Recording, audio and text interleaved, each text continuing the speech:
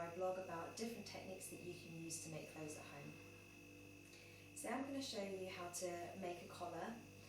I'm going to do it based on a pattern that I've already made where I'm going to draft it with that pattern.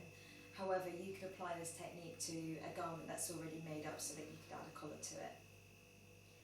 This is the garment I made before and I'm just not quite happy with the collar, but I thought I'd show you this so you can get an idea for the type of collar I'm trying to make. As you can see at the front, it's just got the 2 points, but also if you take a look at the back of the garment, there's buttons running down the back, and then also the 2 points here. So when I show you how to make this, it's with this particular collar in mind, obviously with the buttons running down the back. So bear that in mind for the pattern that you've got or the design that you're working on, because there's different things that you need to bear in mind when there's a fastening at the back. Or you might not have a fastening at all on your garment, in which case I'll show you what you need to do to just make that collar run all the way around as well.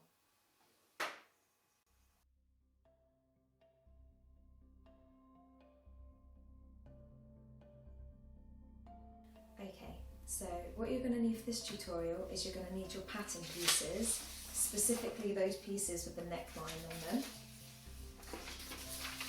or your garment itself. You'll need some tracing paper, or some paper that's fine enough so that when you lay it over your pattern you can see through to be able to trace. You'll need a pencil ideally, or if you're me, a pen so that I can make sure you can see this. You'll need a ruler, and if you have one, a French curve. These are particularly good. I don't know if you can see this on here, but you've got this see-through grid here, so they're great for drawing seam allowance. And you'll need a pair of scissors. For the later tutorial where you're going to be sewing it up, you're obviously going to need a sewing machine and pins and things like that for cutting it out as well, and your fabric. But just for this stage where we're just drafting it, they're all the tools that you need.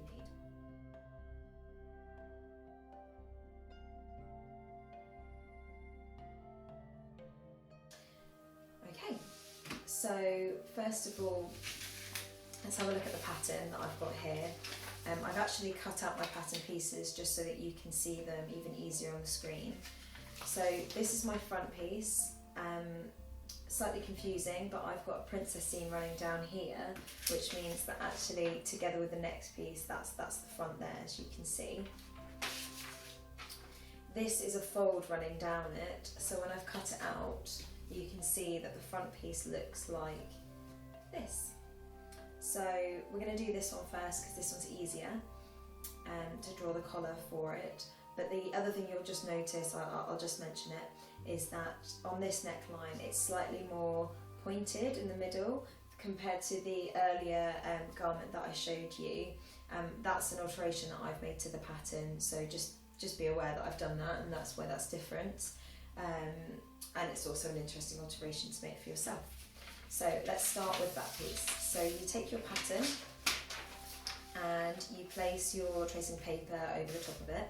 I'm going to do this upside down for me so you've got it the right way up.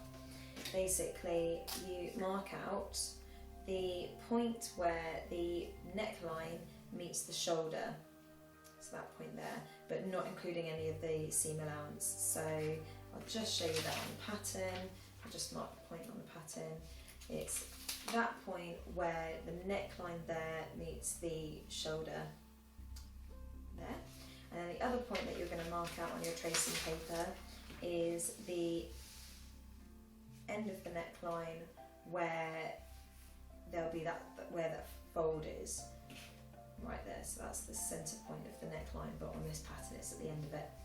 Then what you need to do is draw that neckline out.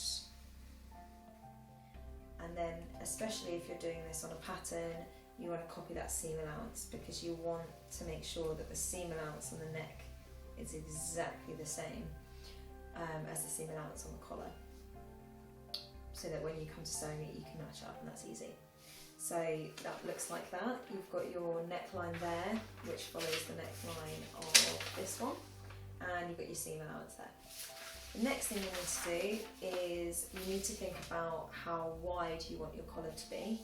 So on here, we're talking about this bit here of the collar, right on the shoulder, how wide you want that to be. This original one is about 3 centimetres, but I'm going to make it just a bit wider at 4. So to do that, you then go back to your tracing paper and you follow that shoulder line by your desired width. So for me that's 4 centimetres, so I'm going to follow it along 4 centimetres. Right, the next thing you need to decide is where you want your points to fall. One of the things that there's no right or wrong, obviously you don't want them to be, the 2 points to become too close together, but you also equally don't want them to be too far apart. So there really isn't a right or wrong, but I find that, let's say if you take that as the line running down as the centre fold there, I really don't like this angle here being, I just tend to put it around just slightly under 90 degrees. But like I said, there's no right or wrong. You don't have to measure it out either, just see what looks right for you on here. And then again, how long you're going to make that piece, you need to decide how long you want to make that. For me, I'm going to just do 9 centimetres because I've played around with this before and thought that looked nice, but you just need to find out what looks nice for you. So there you go, there's that angle I was talking about that I put around the 90 degrees, but it's not essential, and then I've drawn it out to 9 centimetres here. So the next thing you need to decide with your collar is you need to draw this line here. You could just draw a line from that point right to that point, and that's fine, but I like to be a little bit neater than that and make sure that this bit running around this side here is the same width as each other, so that 4 centimetres, that's what I do for it. And to achieve that, I take my ruler and look at the lines marked along it here and use them as a guidance. So when I'm drawing on my piece of paper, I match up that line with this neckline that I'm following, and I just keep marking 4 centimetres along. Just do that to about there, so I just mark those points, those 4 centimetre points along, and then join them up. So I've got this kind of shape here, and then what I do is I take my ruler and I just go from that point, which is going to be the tip of your collar, and just find a point that looks as neat as it can be to meet up with that curved shape there. So I do that, so you can see I've slightly gone over here on the curve point, on the curve coming round, and I've just wanted to make this bit here as neat as possible, so I've gone for something like that. And the next thing you need to do is add your seam allowance. I'm going to use my French curve. I'm going for a centimetre seam allowance. That's not, you don't have to do that at all. You can do whatever seam allowance you like for this. When you come to seeing what it's like sewing it up, you'll see that it doesn't really matter how much seam allowance you give yourself, just as long as you're obviously consistent. So you can see I've used my French seam to do most of the seam allowance on here.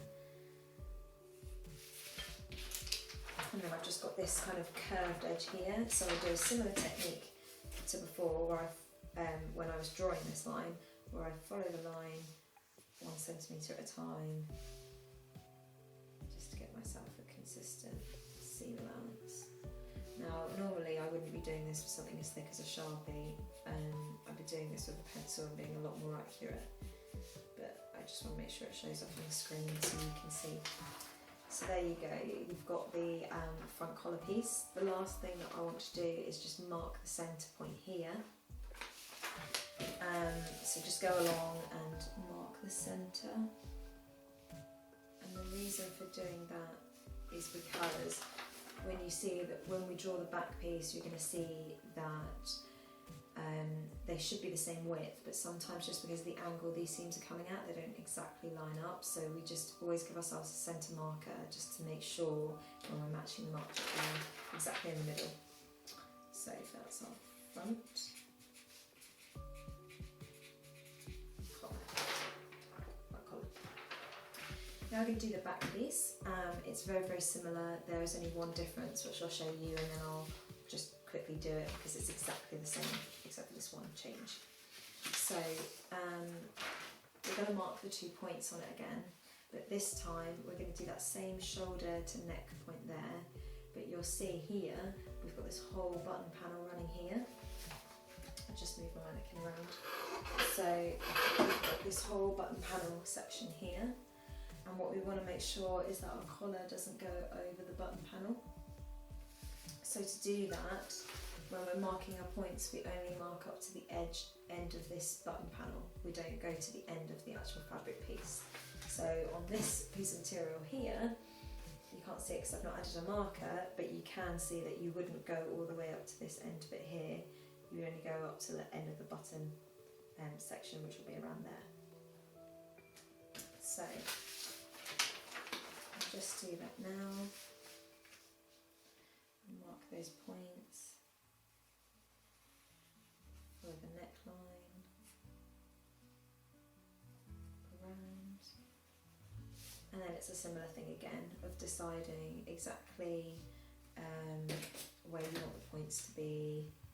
It's exactly the same process that you've been doing before, and then obviously making sure that that width is also 4 centimetres.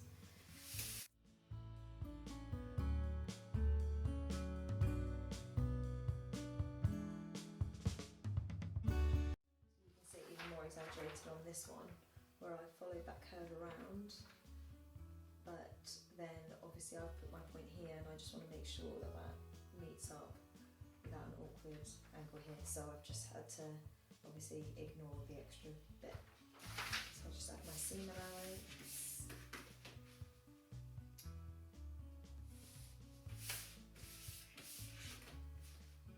Another thing just to be conscious of when you're drawing on your tracing paper is the sharper the angle on your corner, the further that your seam allowance is going to go out. So just when you're choosing where to place it on your tracing paper, just be conscious of that.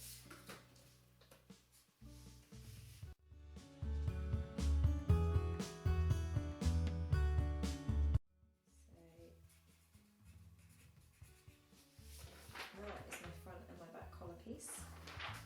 The only thing that I'm just going to show you now, just so that you're aware of it, is if you wanted to make a collar piece around the back, so you didn't have any buttons running down it, and you just wanted to make one piece that runs all the way along, I'm just going to show you how to do that now. So it's very simple. What you do is you get your neckline, so you use the back piece again. Copy your neckline out like we've been doing before, and then draw your shoulder line out, that desired 4 centimetres, and then this time you draw the 4 centimetres down that fold line that you would have on your pattern if you're imagining the piece that's not going to have any buttons here. It will be similar to that front piece like this where it's got a fold line running down it, so you want to do you want to copy that line and mark 4 centimetres down that line as well. So I'm just doing it on the back piece. So then you end up with a shape like this, and then what you do is you get your ruler and you follow that neckline round like we've been doing before with the 4 centimetres, and just using that point on the ruler as a marker to make sure that you're getting the angle right with the ruler as you go round. And then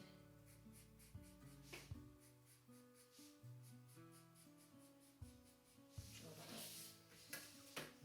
And you add your seam allowance to that and your middle markers like you have been doing before.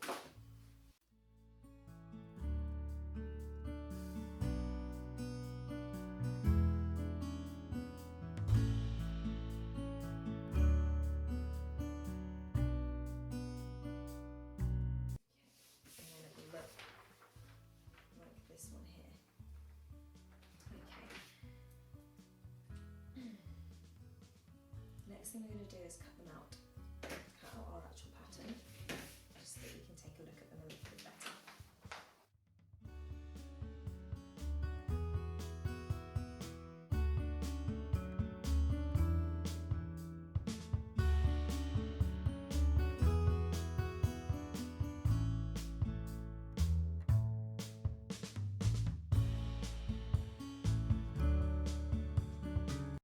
So here we have our collar pieces. We'll just focus on the ones that offer this pattern first. So if you see these now together like this, that makes, when you match up the two lines together and you remove all the seam allowance in that section, that will become that shape there. It runs over like that. So when you come to cutting them out, you can either cut them out all individually, or you can put these ones together and then cut them out like that, and that will prevent you having any seams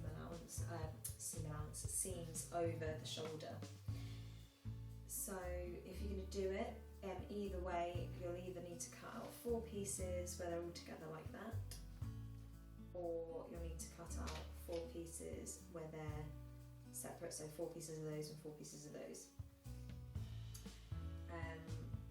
You'll be explaining this more on another tutorial with the sewing up, so you can see exactly why it's 4 pieces, but just when you're cutting out your fabric, just be conscious of any patterns you've got on it, and if there's a wrong and a right side and things like that, because when you're making these, you'll be making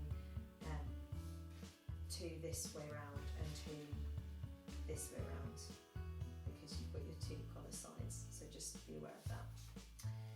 So that's those ones, and then I'll just explain it with this other collar as well, so you know where you've got your plain collar running all the way around. At the moment, with this shape, you're going to be left with not only a seam at the shoulder, but a seam running down the back, which you're probably not going to want. So what you need to do is attach the front in the same way that we did before, attach the front and remove that seam there, and then also fold over this seam here. So you remove that seam or cut it off entirely, and then when you come to cutting this out, make sure that you cut this out on the fold of the fabric here, so that you end up with this shape plus the other side of it. And you'll have to do that twice if you're going to do that, because you need to make sure you've got a top and a bottom. Okay, well that is my tutorial on how to draft a collar. I hope you find it useful, and I look forward to seeing some of the collars that you make. But yeah, have fun. There's lots of things that you can do with collars, and lots of styles and designs. You can do curved, you can do pointy, you can do multiple.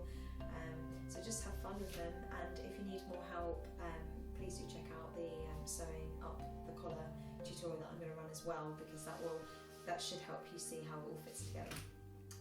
Okay, thank you.